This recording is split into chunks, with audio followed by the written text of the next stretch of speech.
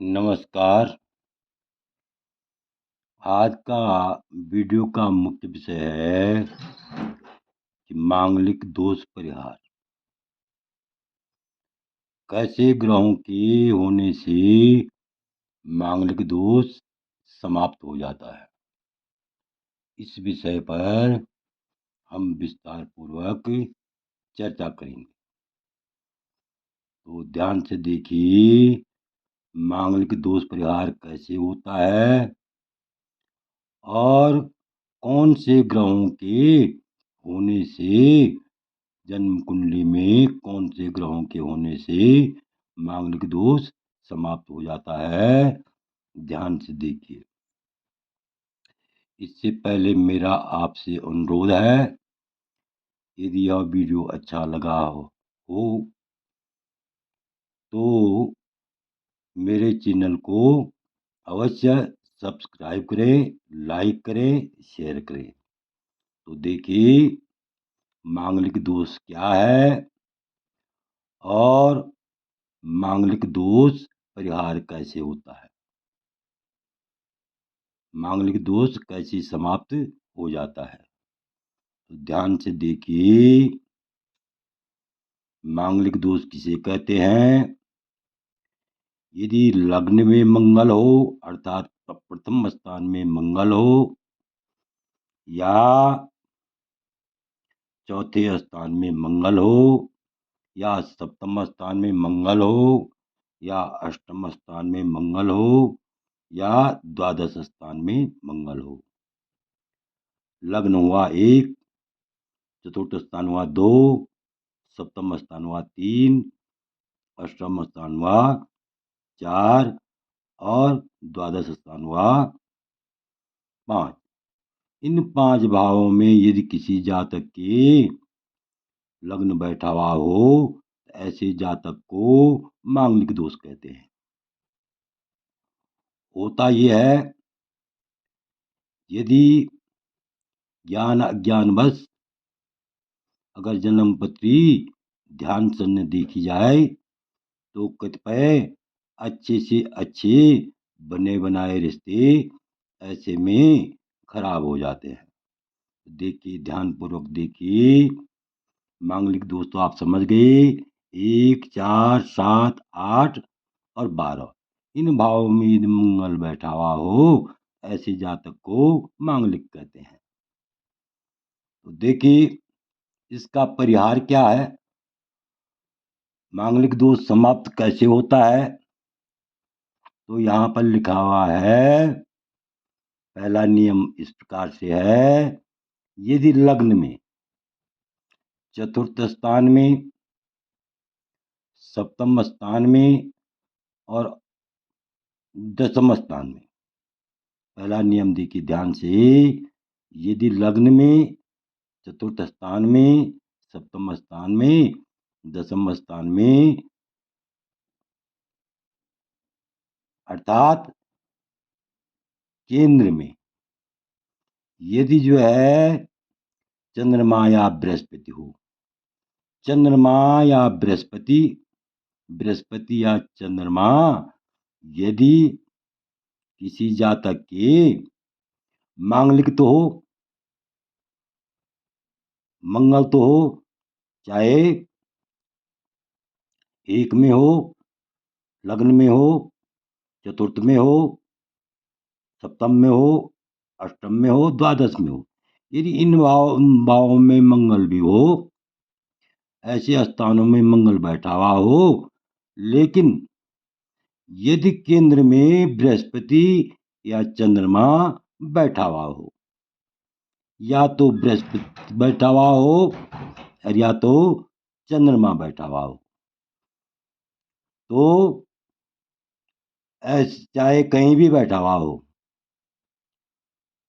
चंद्रमा जो है केंद्र में, केंद्र के घर होते हैं देखिए 1, 4, 7 और 10, यदि इन 4 भावों में जो है बृहस्पति या चंद्रमा बैठा हुआ हो, तो ऐसे में मांगलिक दोष समाप्त हो जाता है, मांगलिक दोष का परिहार हो जाता है।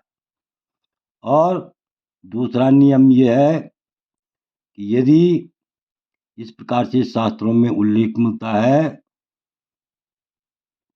ज्योतिषकारों ने इस प्रकार से उल्लेख किया है, यदि मंगल के साथ लग्न में चंद्रमा हो, मंगल के साथ लग्न में चंद्रमा हो या बृहस्पति हो, या जिस जातक का चौथे स्थान में मंगल है और मंगल के साथ चंद्रमा भी है या बृहस्पति है, दोनों होने जरूरी नहीं है।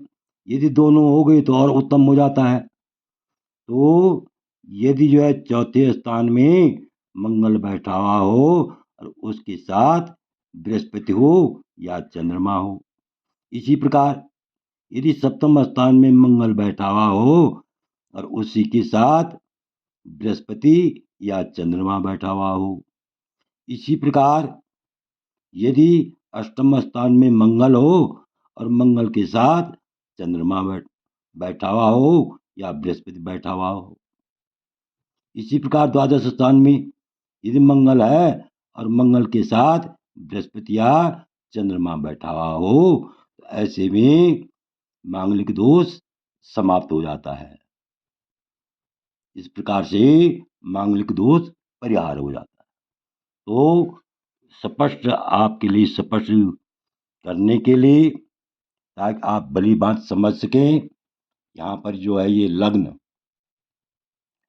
इस लग्न ये उदाहरण के लिए हमारा क्या बना रखी है, कुंडली बना रखी है।